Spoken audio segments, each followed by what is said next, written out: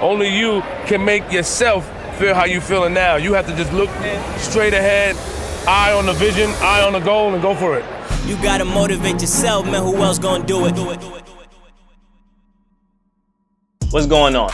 I'm Wayne Stros II, aka Stros Styles, and this is my new show, No Backup Plan, presented by Stros Studios. And we just gonna get straight to it, man.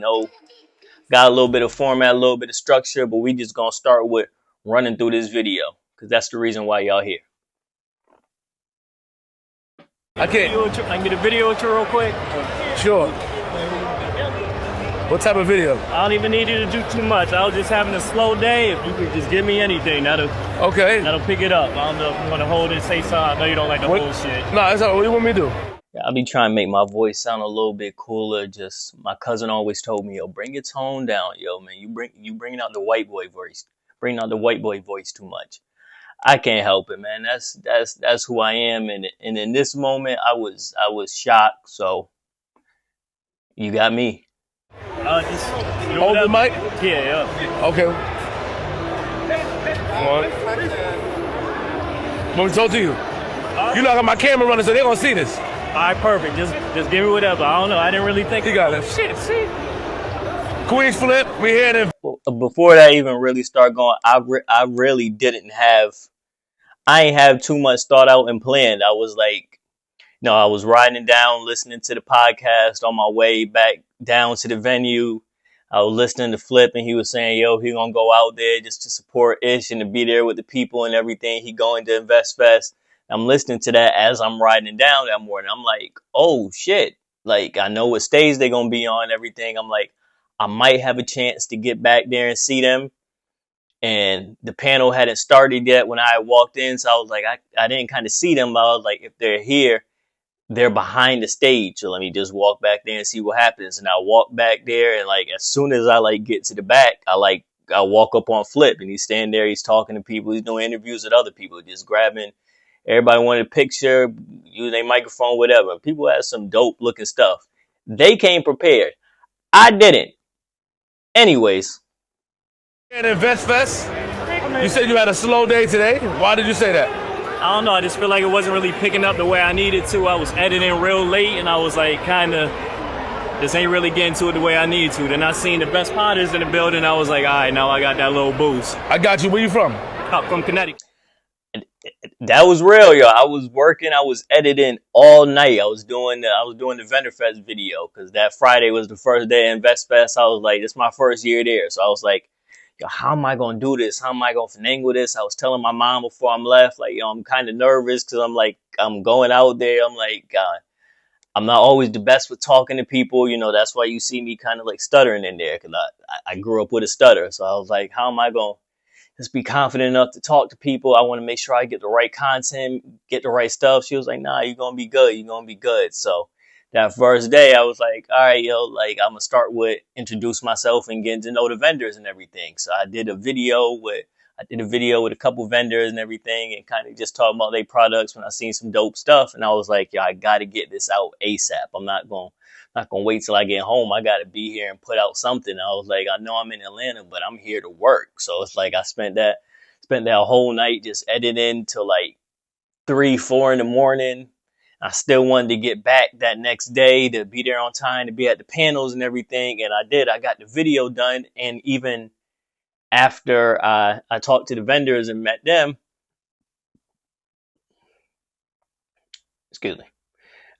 I met a whole bunch more people. Like I started kind of getting in the groove, started talking to people and everything. But then I just woke up that next day and I was burnt out. I got there later than I wanted to.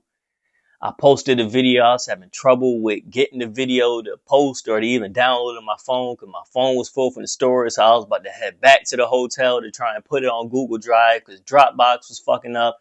I was like, damn. And then it worked. But then I posted the video, and then I felt like it kind of wasn't getting traction. And then it's getting later, and I hadn't eaten, so I'm already feeling a little bit down from that.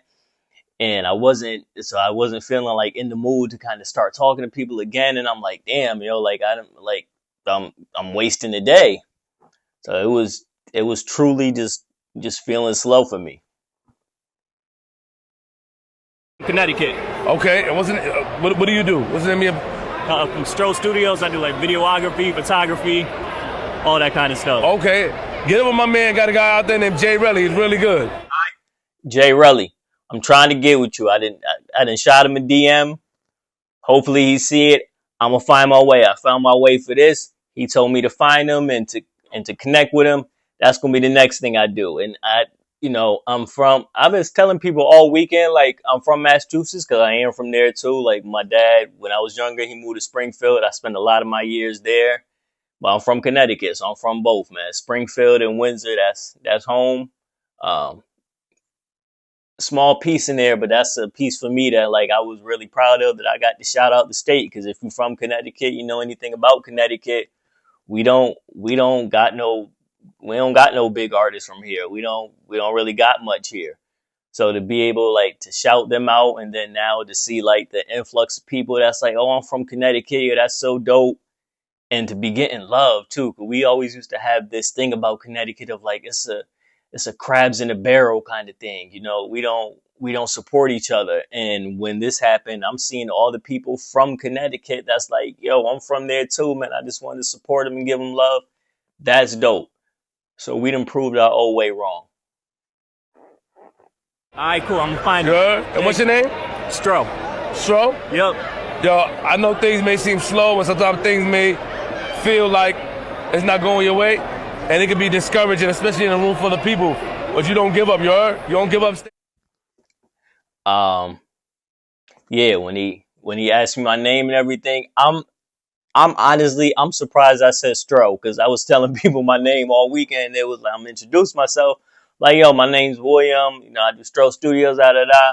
But this just felt like one of the moments where, like, all right, I ain't gonna stand in front of Queenzflip and be like, yo, my name's William Strother. I feel like I had to have at least a little bit of cool in there, so just Stro came out. I feel like I was supposed to say Stro Styles, but maybe if I said Stro Styles, just everything else wouldn't have clicked the right way. Give up, stay focused, keep your head on the swivel, and realize that only you can make things move. Only you can make things fall. Only you can make yourself feel how you feeling now. You have to just look straight ahead, eye on the vision. As soon as he said look straight ahead, I really just started looking dead at the camera, because I was thrown off a lot, because I was like, oh shoot, like, he really took the camera, like JR holding the camera. Shout out to JR, man. That's a big piece in this of, like, I said it somewhere, but I'm like, their dynamic of father and son working together. And, like, when I seen him, as soon as I saw him, I saw JR. He was right there with him, because he recording. And that's something that, like, I've taken, that's, like, really just inspired me. Like, I bring my oldest son Cody with me now when I'm out on shoots, and I have him filming just to kind of get into it, just because I grew up in the family business. So I was always around my grandmother and my aunt and my cousins, just and everything, just working there. And this is the business I got, Stros Studios and video production. So I was like, I wanna start to bring my kids into this. So I got that from them. I was like, man, I have Cody hold the camera too. So seeing JR right there, not only right there, but holding my camera and, like, doing that at the same time, that was dope as hell. Because, like, you look at his video, it's mad still. You look at my video, it's mad still. And I see him kind of going back and forth in and out with the angles. I'm like, damn, nice. But yeah, I started looking straight on and straight ahead. And, like, when he started, let's just finish. Vision, eye on the goal, and go for it. Perfect. That was what I needed. Thank you, man. I appreciate it. Thank you. Got you, bro. Take care. Yeah, man, that was the video. I was saying, I was thrown off as it was happening. As it was happening, I still didn't really know what to say. But I guess I was trying to interview him, and I know that, like, when it's someone else, like, that has a huge platform, that you don't overtalk them. I don't like to overtalk people in general, so I wasn't really trying to say much. But even as he's talking, I'm trying to think and be like, yo, what am I gonna say if he asked me something, had the right answer and everything? And I was locked in on what he was saying. That's why you see the doofy ass look on my face at certain moments, because it was a surreal moment. Like I said, yo, people from Connecticut, we don't we don't always get these opportunities.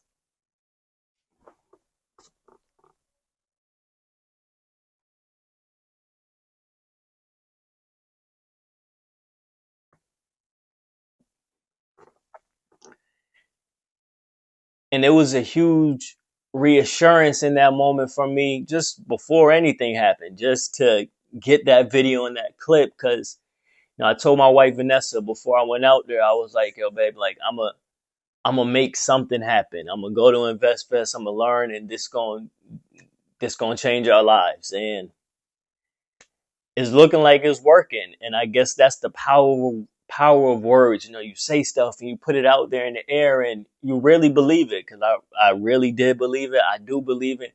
I didn't know how it would happen, but I know I'm gonna take something from there, and I'm gonna make some of it. Did I think it would be this quick? No. Did I think maybe that I'm gonna learn more about the stocks and options plays and everything, and really get the game from there? And I still got notes and stuff that I haven't really got to dig into, just because it's been happening in a bigger way than I thought. So, shout out to my wife for believing in me, for my parents for believing in me, just all of that. And Steve Harvey, when I was watching him, he said something about of like, you ain't gonna be able to do this without God, without putting him first. And don't celebrate him and love him in the closet. Then when he does something for you, you want to sing his praises. So this might be the part where everyone clicks off and everything, but I'm gonna do what's right for me and what feels right for me, because this Bible verse was playing in my head the whole weekend, and it's what got me through the weekend, what had me working up, staying up all night. I still got stuff I got to do, but I'm gonna make sure I get this done. And I'm gonna read this verse, and you're gonna understand why. So if you don't want to get your praise on right now, I understand. This probably whole thing in total of what I got going on ain't gonna be for you. But for the people that is, rock with me. Gotta get my glasses out.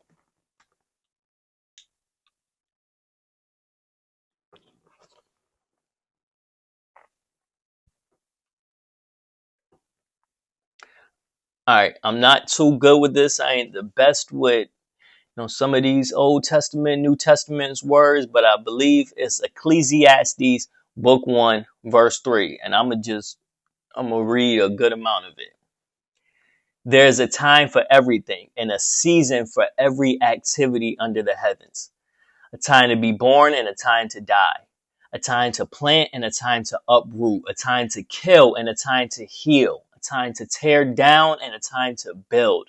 A time to weep and a time to laugh. A time to mourn and a time to dance. A time to scatter stones and a time to gather them. A time to embrace and a time to refrain from embracing. A time to search and a time to give up. A time to search and a time to give up. A time to keep and a time to throw away. A time to tear and a time to mend. A time to be silent and a time to speak. A time to love and a time to hate. A time for war and a time for peace.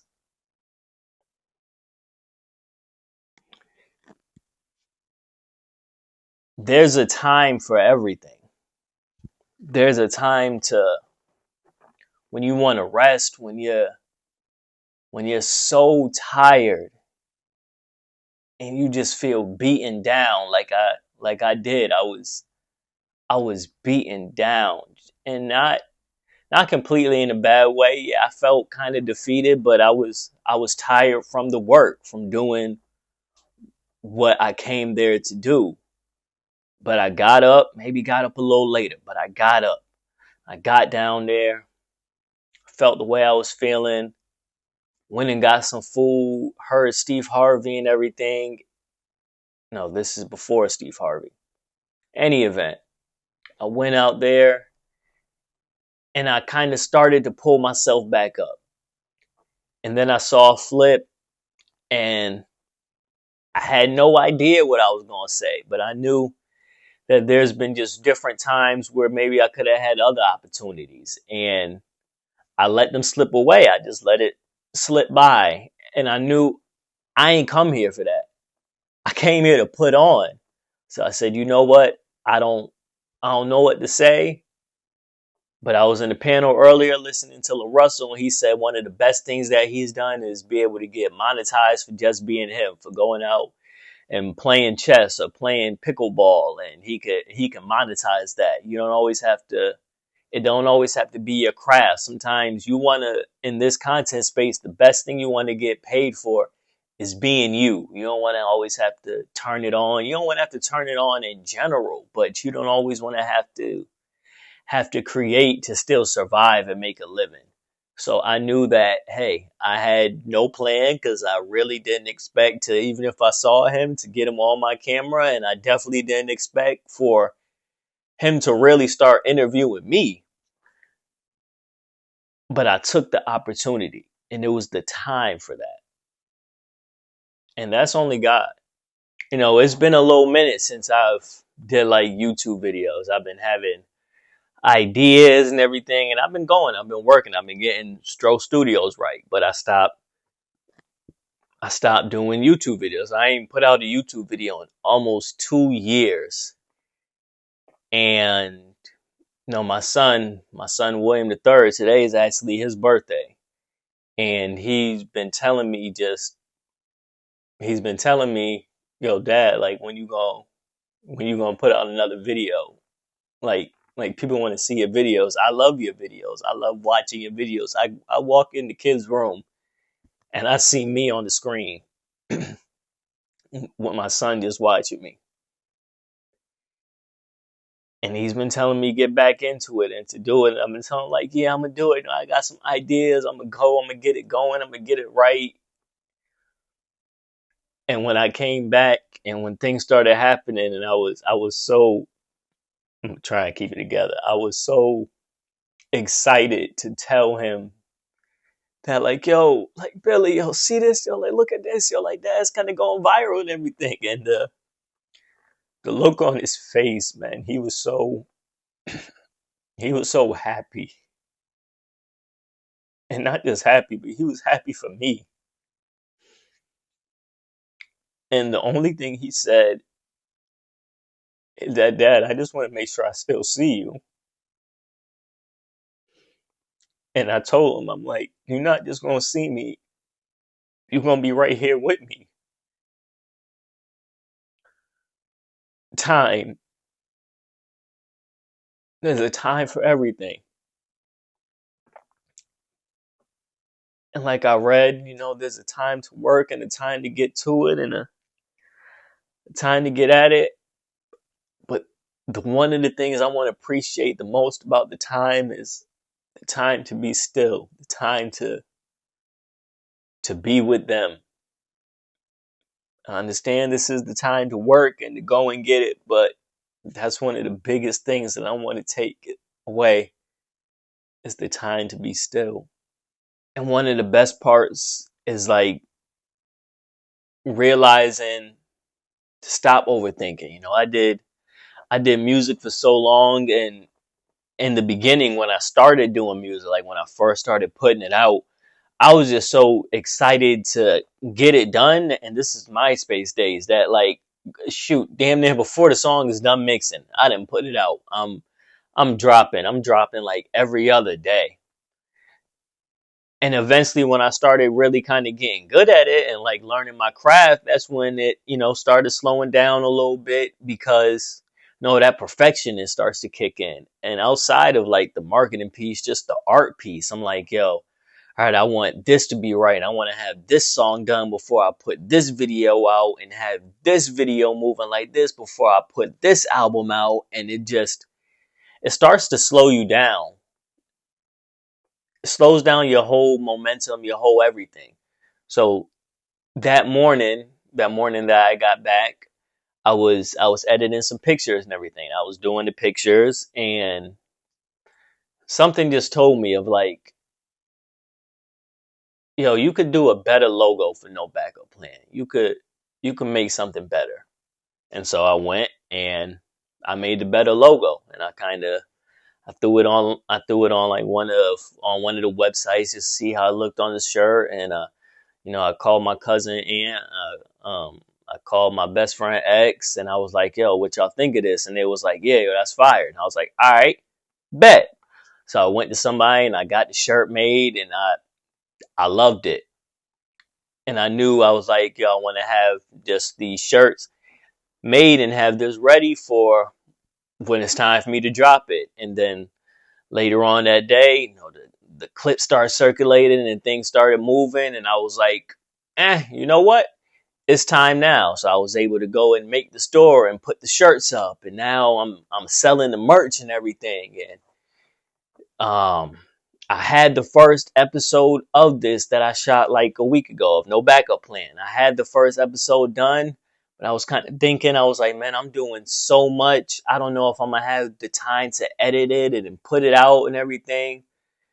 So I was kind of playing with the idea of like, I don't know if I'm gonna do it. But then earlier that same day, I was also able to find some people to help me put it together and streamline this thing. And I was like, all right, cool. I could put it out again. I know I could do it now. And then as things started happening, I was like, all right, yo, I put the shirt out and everything, but I was like, yo, I need more. And I was like, why am I going to wait till I got all these episodes of the podcast, of the show in the can and everything, man? The time is now. So I said, you know what? Episode 1, we going out. And then I was like, you know what?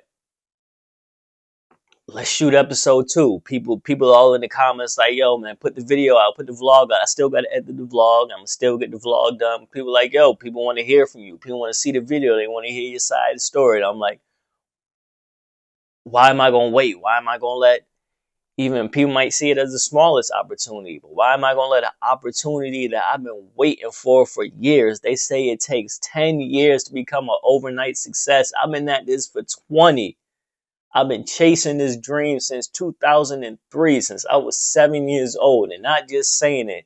I was recording on tapes. I was finding every boombox and jukebox to connect to the karaoke machine just so I could have beats on my songs. Because this is before you could go on YouTube and get a tight beat. Then I got the MacBook, and I was off to the races, and that's at 11. I'm 29 years old. I've been waiting for this.